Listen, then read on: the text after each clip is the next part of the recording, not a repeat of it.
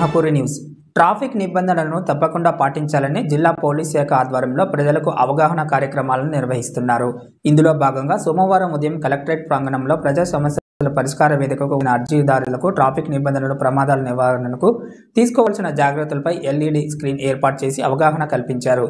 Traffic నిబంధనలు పాటించడం, వాహనాలపై ప్రయాణించేటప్పుడు ఎలాంటి జాగ్రత్తలు తీసుకోవాలి, మద్యం సేవించి వాహనాలు నడపడం వల్ల అతి వేగంగా ప్రయాణించడం వలన కలిగే అనార్థాలను ప్రజలకు అర్థమయ్యేలా వీడియో రూపంలో ప్రదర్శించారు.